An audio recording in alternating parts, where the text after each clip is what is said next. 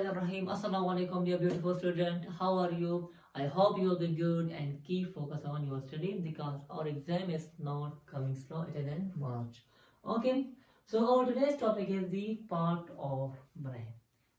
Brain. We know that brain is the coordinator of our body. It control all our life activities. तो जो हमारा brain होता है ये बहुत ही कॉम्प्लिकेटेड होता है, तो इसको आसानी से स्टडी करने के लिए हमने इसको क्लासिफाई किया है 3 पार्ट्स में. The first one is forebrain, second one is midbrain, and the third one is the hindbrain. So let's start with the forebrain. Forebrain is the largest part of our brain because it contains the cerebrum, and cerebrum is the largest part of our brain. So जो हमारा forebrain होता है, it is the largest part of the brain and which is highly developed in our human being. जो हम इंसानों के अंदर अल्लाह ताला ने सबसे ज़्यादा किया है, इसलिए हमें अशरफुल मखलूक़ात कहा गया है, क्योंकि उस अल्लाह ताला ने हमें अक्ल दी है और दिमाग को ज़्यादा डेवलप किया हुआ है. तो let move to the cerebrum. जो हमारा फोरब्रेन होता है इसको फर्दर डिवाइड किया गया है 3 मेन पार्ट में. The first one is the cerebellum, second one is thalamus. So let's start with the cerebellum. We know that the cerebellum is the largest part of the brain which contain the 2 halves. cerebellum होता है, आप diagram में देख सकते हैं, ये दिमाग का सबसे बड़ा हिस्सा होता है जो कि 2 जगहों पर मुश्तमिल होता है, जिसको हम क्या कहते हैं, cerebral hemisphere कहते हैं.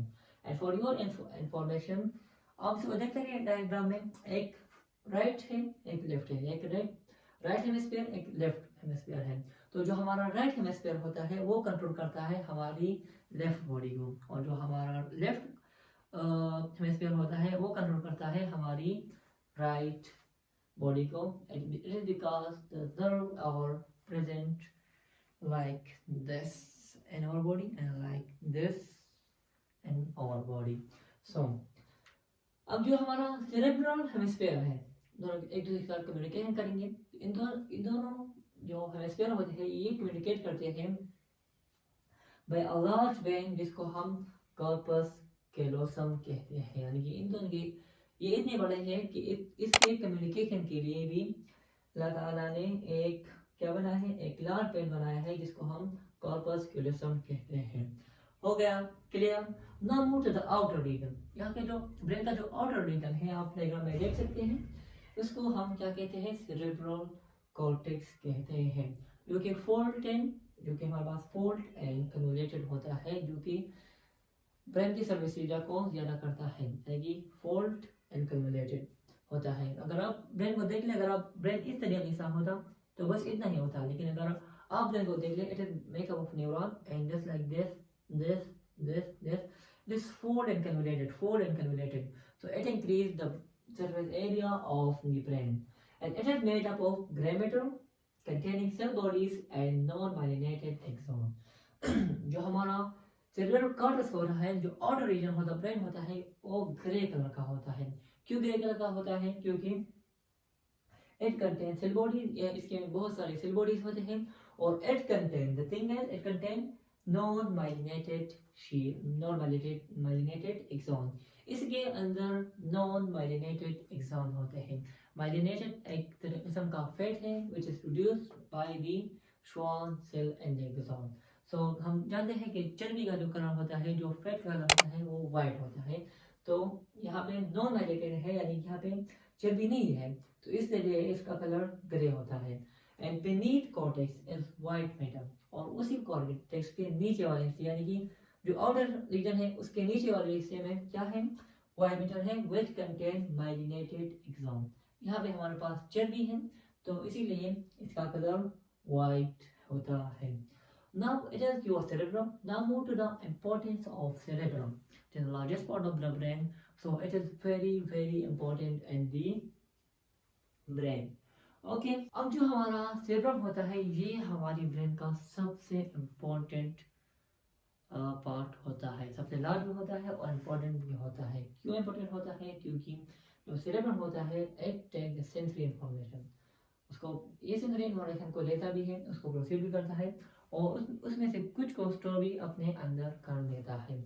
और इसी तरीके से it control the direct voluntary movement, ये हमारे जो वॉलेंट्री मूवमेंट जो हमारे कंट्रोल में होते हैं वो भी सेरेब्रम ही कंट्रोल कर रहा होता है। And it is responsible for the intelligence, ये हमारा इंटेलिजेंस के लिए, थिंकिंग के लिए, रीजनिंग के लिए और डिसीजन मेकिंग के लिए भी कौन रिस्पॉन्सिबल होता है, हमारा सेरेब्रम रिस्पॉन्स होता है। And the last is the speech centre. Speech centre वो जगह जहाँ पे हम जिन बातों को सोचते हैं, जो हम कर रहे हैं, जो हम बयान कर रहे हैं, उन बातों को हम सोच रहे हैं वो भी हमारे अंदर सिर्फ और सिर्फ अल्लाह ताला ने हमारे अंदर बनाए हैं, ह्यूमंस के अंदर बनाए हैं। तो it is unique and the human being. So this is your cerebrum. अब बढ़ते हैं अपने दूसरे part of our forebrain which is the thalamus. Thalamus कहाँ प्रेजेंट होता है? ये बिल्कुल प्रेजेंट होता है हमारी सेरेब्रम के नीचे वाले हिस्से में। इसका काम क्या होता है? इसका काम ये होता है कि it carry sensory information from the air, eyes and generally from skin. ये हमारी आंखों, कानों और स्किन से सेंसरी इंफॉर्मेशन और इंफॉर्मेशन जो स्टिमुलाई के थ्रू, चेंज एंड एनवायरनमेंट के थ्रू हमें मिलती है, उसको हम सेंसरी इंफॉर्मेशन कहते हैं। और उसको ये कैरी करता है हमारे एयर से, आई से और स्किन से। और हमारी जो इंटरनल बॉडीज होती है, हमारी इंटरनल एनवायरनमेंट में भी थोड़ा सा चेंज होती है ना, स्टिमुलाई हमारे इंटरनल एनवायरनमेंट में मिलती है। यानी कि अगर लंग को मिल रही है तो लंग से, अगर किडनी को मिल रही है किडनी से, तो वहाँ से भी ये सेंसरी इंफॉर्मेशन लेके आता है हमारी लिम्बिक सिस्टम को और हमारी सेरेब्रम को। अब ये लिम्बिक सिस्टम क्या होता है? लिम्बिक सिस्टम हमारी इस फोरब्रेन का तीसरा हिस्सा है, जो कि as an arc between cerebrum and thalamus होता है। जो हमारा लिम्बिक सिस्टम होता है एक अर्थ की तरह होता है, आप डायग्राम में देख सकते हैं। जो कि क्या करता है? जो कि प्रेजेंट होता है between the thalamus and cerebrum, हमारे सेरेब्रम और थैलेमस के बिल्कुल में होता है। इसे देखते हैं जैसे process information like hunger, thirst, fear, anger, psychological and sexual responses. ये होता है जो थैलेमस जो earth shape, you know, organ है हमारी बॉडी, हमारे ब्रेन के अंदर, टिश्यू में।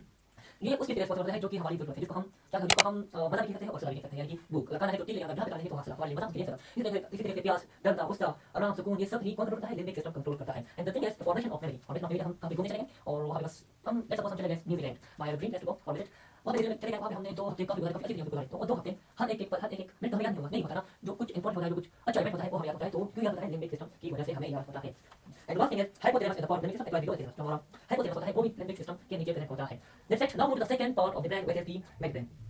इसमें अब हम बुक में पढ़ेंगे कि the midbrain is reduced in human being and under the cerebrum hemisphere. जो हमारा मिड होता है ये ज्यादातर इंसानों में अल्लाह ताला ने इतना हाई डेवलप नहीं किया हुआ होता है, और ये प्रेजेंट होता है हमारी जो अब डायग्राम में देख सकते हैं सेरेब्रम हेमिस्फीयर के बिल्कुल नीचे ही ये प्रेजेंट होता है। It control limbic movement of the I and hearing reflexes. ये हमारी आंखों की और कानों को, यानी हम किसको देख रहे हैं, हमारे किसी ने हमें बॉल ली और बॉल हमें टूट गया तो हम से निकल जाते हैं, जो रिफ्लेक्शन। और इसी तरीके से क्या होता है? एक दूसरा थियरी, अगर कोई चीज हमारे पास आ रही है, हम चल रहे हैं रोड पर, हम रोड पर रहे हैं और गाड़ी आ गई और हमें फोन किया तो हम क्या करेंगे? हम ट्रैक जाएंगे, नहीं तो कुछ नहीं हो सकता ना। यही ये कंट्रोल करता है हमारा मिड ब्रेन। ये निकाला मेन फंक्शन, ये हमारी बॉडी की नहीं है। तो main function of this is the mid brain, the relax centre that connect the forebrain and the head brain. इसका मेन फंक्शन जो है, जो कि ये नहीं करेगा तो फिर मसला वाली बात है, ये तो नहीं करेगी हेडिंग और आई ट्रैक नहीं करेगी, तो मसला बात नहीं है। लेकिन ये वाला function which is the connection of the thalamus, connection of forebrain and head brain, ये हमारा जो फोरब्रेन होता है और हेड ब्रेन होता है, इन दोनों पार्ट्स को मिलाता है। So that's it. तो अपनी तीसरे part of the brain which is the hind brain. हमने फोरब्रेन और मिड ब्रेन और अपने हाइंड ब्रेन का। तो हमारा हाइंड ब्रेन होता है, it consist of three parts, first cerebrum, pons and the middle. हमारे पास सेरेब्रम, सेरेब्रम, पोन और मिडल ये कंसिस्ट करता है। Cerebrum control balance of the body and coordinate the free movement of the body. Cerebrum होता है पहला part of the first body, hind cerebrum control the coordination of body and control the free movement. ये जो हमारे exercise के होता है वो कंट्रोल करता है और हमारी बॉडी को कोऑर्डिनेट करता है, बॉडी को बैलेंस करता है। जैसे कि अगर मैं चल रहा हूं तो सीधे से हमारा एक थोड़ी सी अगर मैं अपने पाव को देख रहा हूं, मैं सही तरीके से चल पा रहा हूं, इसी तरीके से मैं बोल रहा हूं तो मैं मेरा क्या है? Hind brain. ब्रेन की बात नहीं बोल रहा मैं, कुछ और नहीं बोल सकता मैं। तो यहां पे क्रिकेट के बारे में बोल सकता कि आज बाबर ने अनफॉर्चुनेटली 2 बॉल 0 किया, ऐसा नहीं बोल सकता ना। तो अगर मैं सही कोऑर्डिनेट करूं, सही तरीके से बात करूं, सही तरीके से चलूं, ये वाले तमाम के तमाम फंक्शन और फंक्शन कंट्रोल करता है हमारा सेरेब्रम। अब बढ़ते हैं अपने पॉन्स की तरफ। Pons is located above the medulla. It controls transition between sleep and wakefulness and the rate or infection of breathing. ये जो पेट डायग्राम है, इसमें आप पोन्स के लोकेशन देख सकते हैं कि पोन्स प्रेजेंट होता है हमारी मेडुला के ऊपर, जो कि हमारी स्लीप यानी कि हम सब सो रहे हैं और जब हम उठ रहे हैं उसको कंट्रोल करता है। उसके साथ हमारी रेट और पैटर्न ऑफ ब्रीथिंग, यानी कि हम कितनी बार ब्रीथ कर रहे हैं, कितनी बार हम जो जितना हम इनहेल कर रहे हैं, जितना हम एक्सहेल कर रहे हैं। जब अगर हम नॉर्मल कंडीशन पे हैं तो हम 15 to 20 टाइम्स ब्रीथ कर रहे हैं। लेकिन अगर हम एक्सरसाइज कर रहे हैं, यानी कि हम भाग रहे हैं, कोई एक्सरसाइज वगैरह कर रहे हैं, कोई गेम कर रहे हैं, तो हमारी ब्रीथिंग रेट बढ़ जाती है 30 to 40 टाइम्स। तो इसको भी हमारा पॉन्स कंट्रोल कर रहा होता है। Now move to the third and the last of this brain, which is medulla oblongata, the posterior part of the brain. ये हमारी brain का posterior part होता है. And control automatic function like breathing, heart rate, circulation of blood, blood pressure, swelling, and vomiting. ये हमारी body का जो medulla ऑब्लिंगेटा होता है, ये हमारी बॉडी का ऑटोमेटिक फंक्शन कंट्रोल करता है, जैसे कि breathing, circulation, heart rate, blood pressure, swelling, vomiting. हमारे ब्लड प्रेशर को हम जो सांसें ले रहे हैं, जो हम इनहेल कर रहे हैं, जो एक्सहेल कर रहे हैं, जो हमारी हार्ट रेट है, जो हम उल्टियाँ कर रहे हैं, जो ऑटोमेटिक फंक्शन है वो कंट्रोल कर रहा है, वो कंट्रोल कर रहा होता है the medulla oblongata. So there is the brain and the part of brain. So I hope you like my lecture, and for more subscribe my channel. That's it for now. Allah Hafiz. Fi aman Allah.